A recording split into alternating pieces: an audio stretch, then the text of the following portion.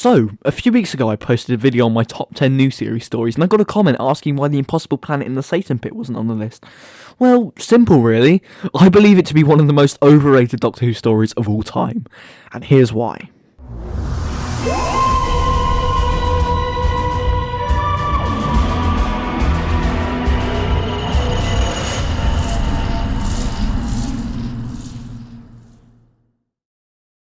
So, the TARDIS winds up in the dingy hallways of Sanctuary Base 6. The first thing that stands out to me is the set design. This place looks fantastic. The brilliant pacing of this episode means we're immediately thrown into peril. The Doctor and Rose are faced with a never-before-seen creature who wants to feed, but are then just put aside to be friendly, and their threatening nature was just a fault in the system and an excuse for a pre-title sequence which is unneeded. But the Ood are a fantastic concept, born to serve and only to serve. A slave race not by choice, but by nature. The next scene introduces the main cast of the story, as well as establishing the base is set below a black hole and above a massive crevice. Which shouldn't be possible, yet it is. One thing leads to another, and an earthquake means the TARDIS is lost. Forever. Which doesn't seem to faze the Doctor and Rose whatsoever. Yes, they have a little sad moment, but other than that they seem completely fine about it for some reason.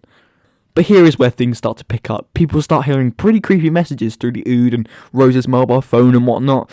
And here is where things start to go wrong for the team. We are given the infamous Don't Turn Around scene, in which Toby Zed, the archaeologist, is haunted by what is supposedly Satan. More on that later though. This scene is shot fantastically. James Strong's direction makes this sequence what it is. The looming shots of Toby and him resisting the urge to turn around, it's just superb. Again, things further go downhill when the Ood register at basic 30. This is where the Ood actually become quite threatening. A lot of people complain that their return in Series 4's Planet of the Ood is just the same old repeated formula and they've lost their threat, but I have to disagree. The idea of the red eye infection is great. Anyway, the next scene includes the first death of the story, Scooty Minister. Toby is seen standing alone on the winds of the surface of the Impossible Planet, beneath a black hole, clad in ancient markings and just maniacally grinning. This shot is fantastic. May I also give a word to the score by Murray Gold? Those screeching strings are just sublime.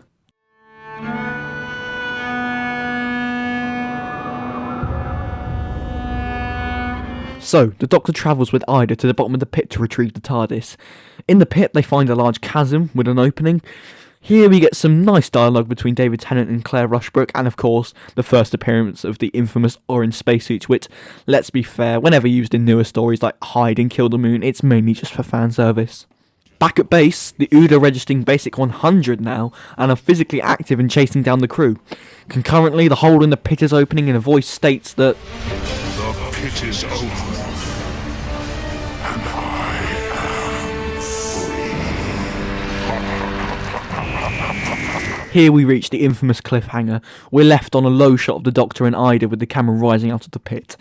Now, as a GCSE media studies student, I should be able to tell you that a low shot from a personal perspective conveys the sense that whatever is looming over them is powerful and above them, quite literally. But here the director subverts this, or is this an attempt to foreshadow the Doctor's triumph over whoever's voice this belongs to? Guess we'll have to find out. So, a week has passed and the viewer is immediately let down to find out that there was no beast rising out of the pit, as insinuated by the cinematography and direction of the last episode's cliffhanger, but in fact the monster isn't revealed until half an hour later into the story, but again I'll rant about that later. Unfortunately, whilst there is progress, the Doctor and Ida spend the majority of the runtime stuck in this pit. Thankfully though, once again the dialogue is great, and David Tennant always nails the performance of the 10th Doctor.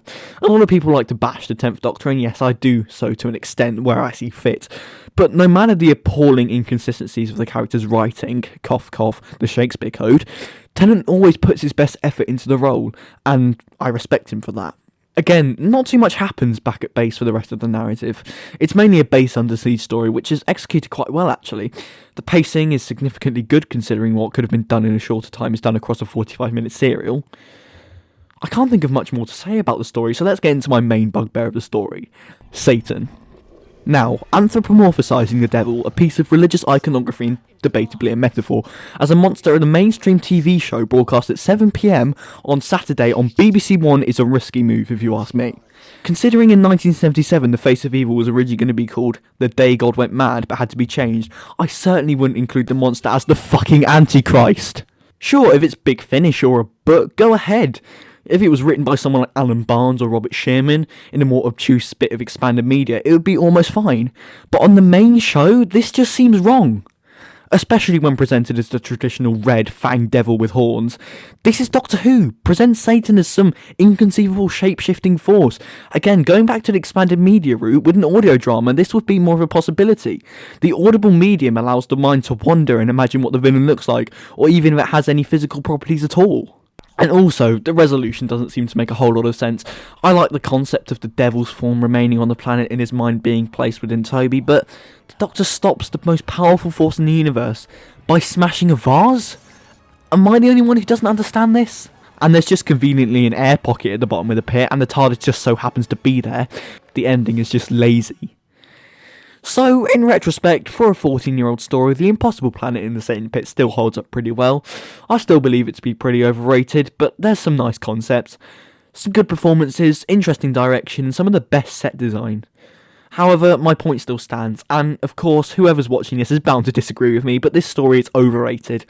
Overall, I'd probably give it a 7 out of 10, it's just the second half that lets it down for me.